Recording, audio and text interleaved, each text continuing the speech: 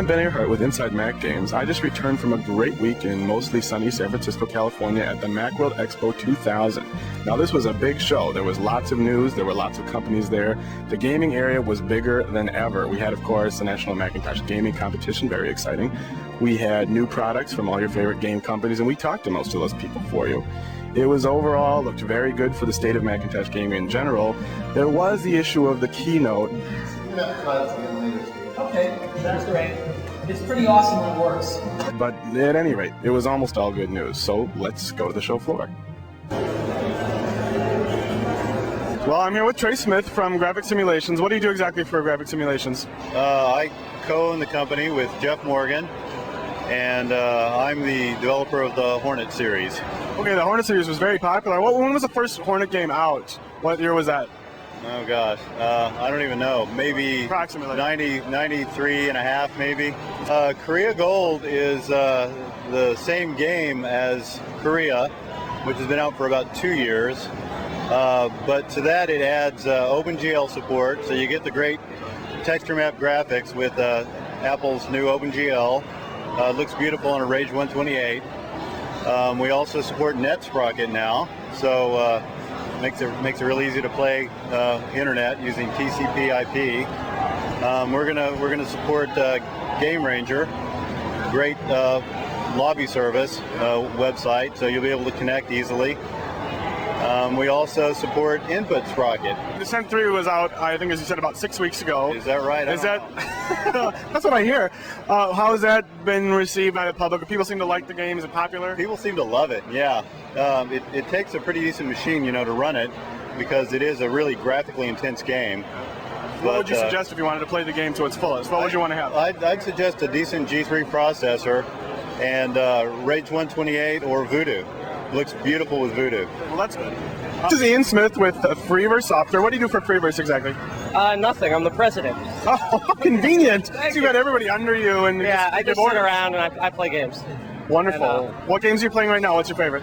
Deathground, Pitch, which is an internet card game we just finished. Okay. And actually some other games. But they're top secret. We're working on them. That's the other good thing about being president. Deathground is our first strategy war game. It's a turn-based strategy game set in the 1930s. Okay. It's gangster themed. It's actually, if you played Risk, it's of that same genre. It's sort of filling a niche in the Mac market, where the other turn-based strategy games right now are sort of lacking, and they take forever. Like Civilization, you sit down, your girlfriend leaves you, a week goes by. Tell me about it. I play Civ until the paper gets delivered in the morning, and then I realize it's like, this is insane. And it makes you hate yourself. Deathground does not make you hate yourself. Well, oh, that's nice. Jared is not here. Jared is in New York, under lock and key. Gonna be updating Jared anytime soon? We feed him occasionally.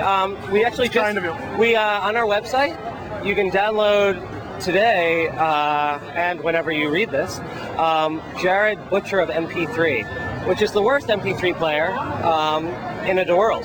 I like it. It's good, yeah. It's a drag and drop. You drop your favorite MP3 on it, and it just does its heart's best to play the damn thing. And fails. That will definitely be on my list. Nate Burkholz from Macsoft, which is a huge Macintosh game publisher. What do you do exactly for Macsoft? I'm a product coordinator, which means I do a little bit of everything, actually. I write a lot of copy, do a lot of the testing, evaluate a lot of the products. I spend a lot of time looking at games that are coming up. Play games a lot? Yeah, basically. Part of your job. Tell me about Driver. What is the game exactly? I'm not familiar with it. It was a runaway hit on the PlayStation. You are an undercover policeman who's trying to infiltrate the mob as a getaway driver, which is, kind of a cheesy backstory for a lot of great driving.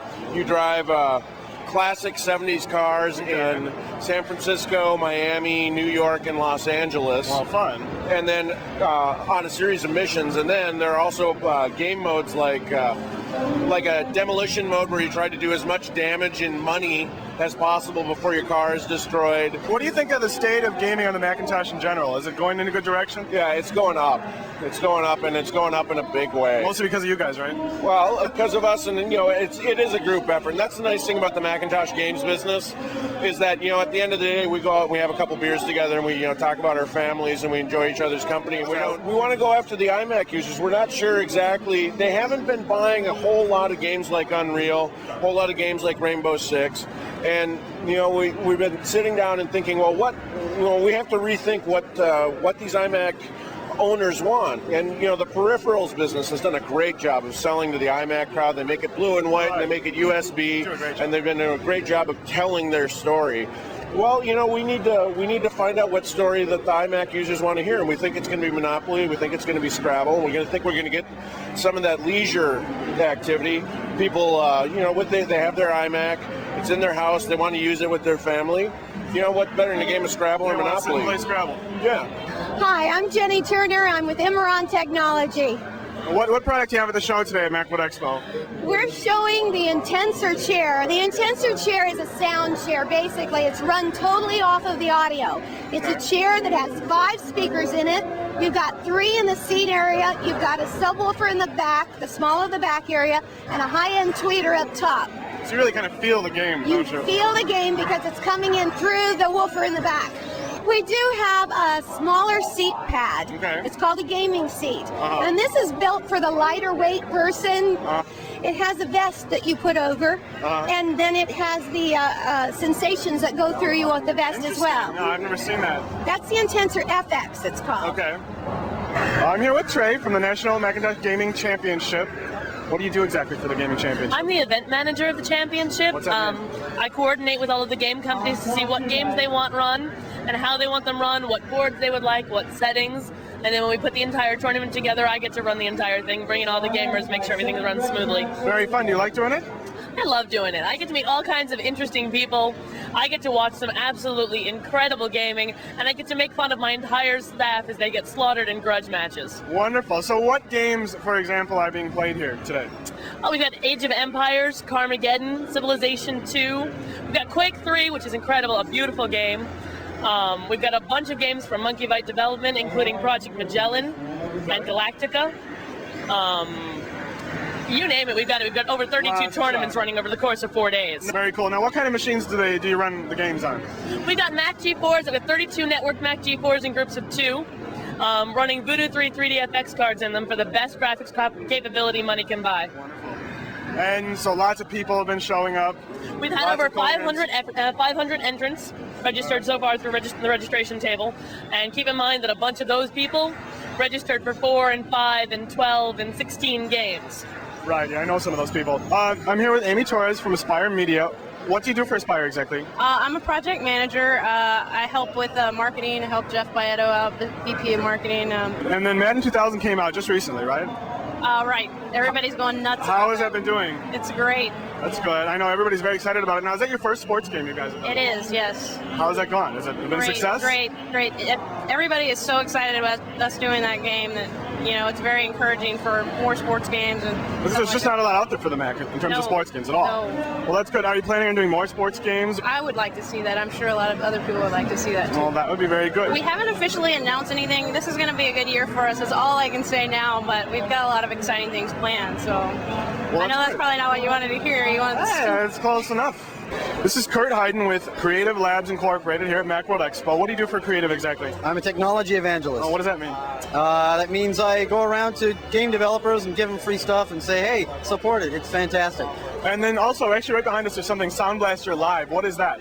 That is best of show even. It is. It's the industry-leading sound card that we've decided to bring over to the Mac platform, which comes along with environmental audio. What is that? Environmental audio is a way for you to experience games that completely engulf you with sound. Speakers behind you, speakers in front. Why is that good for games specifically? Well, really, there's a lot of companies that have said they do 3D, but it's only over 2 speakers. Right.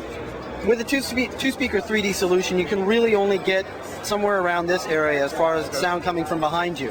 As anybody who's actually heard a really good home theater knows, if you want really good sound to come from all around you, you have to put 2 speakers behind you. Right. And it really is the best way to go.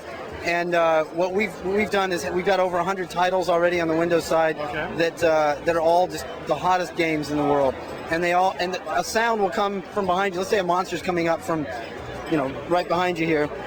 He makes a noise. You'll hear it behind you. You'll hear it behind you, and then you'll hear the reflections of that sound off the walls in front and on the side of you on the remaining 3 speakers.